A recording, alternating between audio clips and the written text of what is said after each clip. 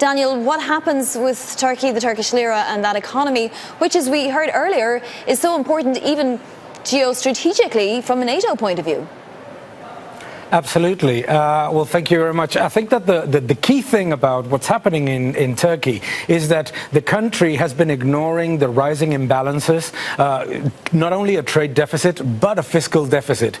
And the central bank continued to increase money supply dramatically in the hope that a weak dollar and low interest rates would continue to flood the Turkish economy with cheap dollars, with foreign investment, with more money coming from outside countries. And what happened is what in the book I call the sudden stop, which is that all those imbalances continue to grow, and then what happens is that suddenly it changes. And when it changes dramatically. And what we're seeing is that with a stronger dollar, with rates rising in the United States, we're seeing how money is coming back from emerging markets into the United States. And this is the economies like Argentina, like Brazil, and Turkey, which have increased their imbalances significantly in the last, especially in the last year and a half, and increasing indebtedness in dollars, are the ones that are suffering the most.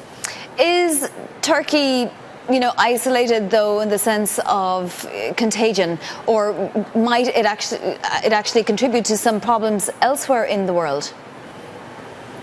I think that Turkey has, very quite differentiated factors, and the principal one is obviously that the growth in money supply has been phenomenal, and that the imbalances that the government allowed the economy to enter into were very large. But it's a symptom. It's a symptom of emerging markets that have accounted for almost 70% of the increase in dollar debt in the last years, and at the same time have not used this period of low interest rates and weak dollar to improve their economies. So I think that what we're seeing, is if you look at the list of those currencies that are suffering the most, the ones that are suffering the most are obviously the ones that have entered into largest imbalances in the last, especially 2 years, and the ones that are sort of maintaining a little bit of strength relative to the dollar are those that had,